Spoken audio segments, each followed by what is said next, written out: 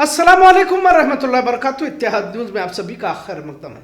बड़ा ही संजीदा मौजू कह सकते हैं। वैसे देखा जाए तो फिल्मों ड्रामों का माशरे पर बड़ा गहरा असर पड़ता है, क्योंकि अरसे दराज से भारत में फिल्मों को लेकर क्रेज देखा जाता है। पहले फिल्म ही तो एक जरिया हुआ करता था। पहले फिल्मों में अक्सर विलन को पठानी लिबास में दिखाया जाता था। किसी मखसूस इलाके को काली चौकी जैसा नाम देकर बादशाह पाशा अब्दुल शेर खान जैसे नामों के मातहत गैर कानूनी कामों को चलाने वाले इस तरह की तस्वीर पेश की जाती रही। पर फिल्मों को फिल्मों ही की तरह या फिर एक एंटरटेनमेंट की तरह आवाम उस वक्त देखती रही।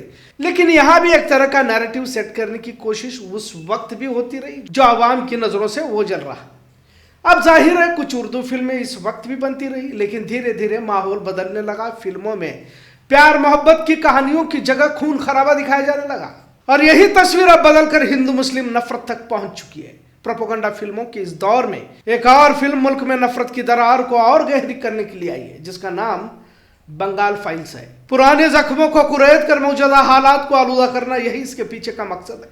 प्रोपेगेंडा फिल्में बनाने के पीछे हुकूमत भी है और ऐसी कहानियां पेश की जा रही है जो कभी लिखी नहीं गई, पर इल्जाम मुसलसल मुसलमानों पर लगाया जाता रहा। गणेश का त्योहार धूमधाम से सरकारी दफ्तरों में मनाया जा रहा है, पर क्या ईद मिलाद सरकारी दफ्तरों में मनाया जाता? कहने को बहुत कुछ है, इसके बावजूद तमाम बुराइयों के लिए एक ही समाज को जिम्मेदार ठहराया जाता है और यही बात को नक्श किया जा रहा है। बहरहाल 16 अगस्त 1946 को डायरेक्ट एक्शन के नाम पर फसाद हुआ। जाहिर है उस वक्त मुस्लिम लीग की जानिब से डायरेक्ट एक्शन का ऐलान भी किया गया था, ऐसा बताया जाता है। 5000 से 10,000 लोग कलकत्ता में उस वक्त मारे जाने की बात कही जाती रही। बंगाल फाइल्स में 2 नेशन थ्योरी 2 संविधान के तहत पेश किया गया, मुसलमानों के लिए एक और हिंदुओं के लिए एक। इस तरह अगर मौजूदा हालात में भी देखा जाए तो गैर कानूनी घुसपैठ या वक्फ बिल को लेकर इसी तरह का एक माहौल बनाया जा रहा है, कहना गलत ना होगा, क्योंकि नफरत के पीछे साजिश होती है जो पुराने जख्मों को कुरेद कर उसे लहूलुहान करने की फिराक में कुछ लोग हमेशा रहे।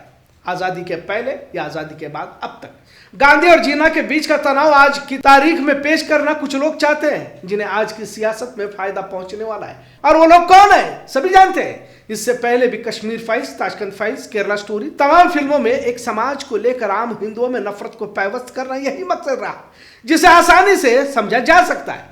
पहले फिल्में कुछ हद तक ही क्यों ना हो समाज का आईना बनकर समाजी मसाइल को पेश किया करती थी और उन्हें बेदारी लाना चाहती थी। आर्ट फिल्में और कमर्शियल फिल्में इस तरह की तकसीम भी हुआ करती थी। भले आर्ट फिल्मों के जरिए कमाई कम होती थी, लेकिन समाज में दख्त मसाइल को पेश भी किया जाता था। लेकिन पिछले कुछ अरसे से और खासकर मोदी हुकूमत से मुस्तकिल नफरत परोसने का कारोबार तेजी में चल रहा है। बंगाल फाइल्स के उन पुराने दंगों को अब दिखाकर मौजूदा दौर की भीड़ को एक तरह से उकसाने का काम किया जा रहा है। यकीनन कुछ गलतियां तारीख में हुई होंगी, कुछ हकाइक तारीख में होंगे, लेकिन अब उन्हें कुरेद कर जख्म को गहरा ही बनाया जा सकता है। हासिल कुछ नहीं होने वाला।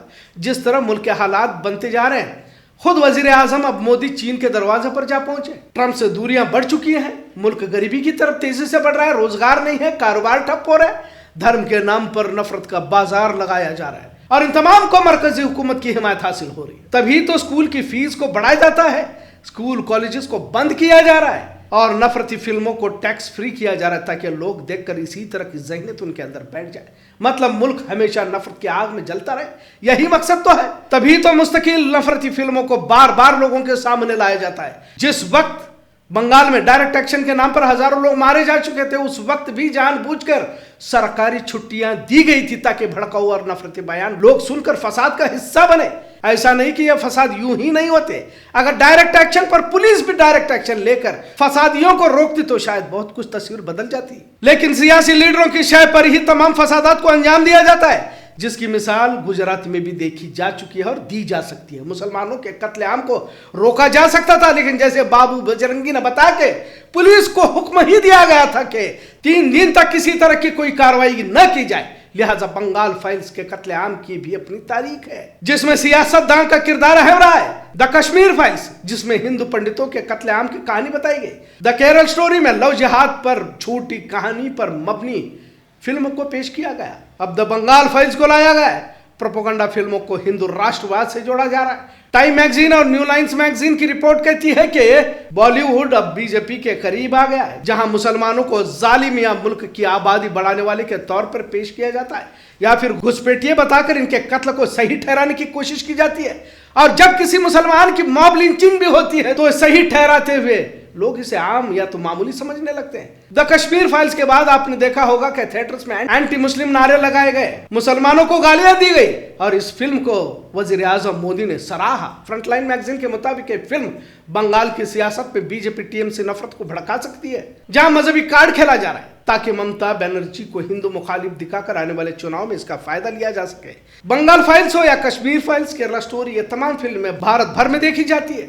फिल्म के डायरेक्टर अतुल अग्निहोत्री से जब पूछा गया कि हिंदुओं पर हो रहे जुल्म सितम पर फिल्में बनाते हो, मुसलमानों की नस्लकशी पर क्यों नहीं, इस पर तो वह खामोश हो गया, क्योंकि गुजरात फाइल्स भी बनाई जा सकती है। आपको यह भी बताना जरूरी समझूंगा कि जब परजानिया में गुजरात फसाद में मुसलमानों पर जुल्म पुलिस की जानिब से ढाए जाने के कुछ सीन रखे गए तो फिल्म पर ही पाबंदी लगा दी गई। बहरहाल मुंबई फसाद, हाशिमपुर कत्लेआम, दिल्ली फसाद, मुजफ्फरनगर फसाद, तकरीबन 10,000 फसाद जो इस मुल्क में आजादी के बाद भारत में रहने वाले मुसलमानों के खिलाफ किया जा चुके हैं, अब भी जारी है। अब तो गांव के नाम भी बदले जा रहे हैं, मस्जिदों के नीचे मंदिर तलाशने की मुहिम चलाई जा रही है, हिंदू राष्ट्र का ऐलान भी किया जा रहा है। यह सब कुछ खुलेआम किया जा रहा है। अब तो वोट चोरी के जरिए सत्ता की कुर्सी हासिल की जा चुकी है। बहरहाल बंगाल फाइल्स एक और नफरती फिल्म है जिसकी चर्चा हो रही है। बंगाल की वजीर आला ममता बनर्जी ने भी इसे प्रोपेगेंडा फिल्म कहते हुए बंगाल को बदनाम करने की एक साजिश कहा है। जो भी हो, लेकिन जिस तरह चारों तरफ से मुसलमानों को लेकर जो नैरेटिव सेट किया जा रहा है, मुसलमान इससे लाइल्म है, इसे अफसोस ही कहा जा सकता है। इन्हें अपने ही मसाइल से फुर्सत नहीं, अब दुश्मनों की क्या खाक खबर रखेगा। बहरहाल जितना आसान समझा जा रहा है उतना आसान नहीं है। मुसलमानों के अतराफ में मुसलमानों को लेकर क्या हो रहा है इसकी खबर जरूरी है। इस तरह की लापरवाही की कीमत बड़ी चुकानी पड़ सकती है, क्योंकि मुल्क में अब देश विरोधी लोग ज्यादा सरगर्म हो चुके हैं, हर जुर्म को मुसलमानों के माथे पर मारने की फिराक में रहते हैं। लिहाजा मुज़ाकरे तबसरे साजिशों को लेकर बयानात की जरूरत है। हमारे नबी ने हमें बेयार मददगार नहीं छोड़ा, हर मुश्किल हालात का हल बताया। मस्जिद मीडिया का किरदार निभा सकती है, हक बोले, सच बोले और आवाम को हकीकत से आगाह करे, वरना इतनी गहरी नींद माशरे की तबाही की वजह जरूर बन सकती है, क्योंकि तुम्हें उस जुर्म के लिए जिम्मेदार ठहराया जा रहा है जो आपने किया ही नहीं। क्योंकि तारीख के वो औरात अब मुसलमानों का पीछा कर रहे हैं जो कभी लिखे ही नहीं गए, जिसका मुकाबला शायद इस दौर का मुसलमान कर पाएगा, मुश्किल जरूर लग रहा है। आज का मौजू कैसा लगा इस पर जरूर कमेंट करें। इत्तेहाद न्यूज़ देखने के लिए शुक्रिया। अल्लाह हाफिज।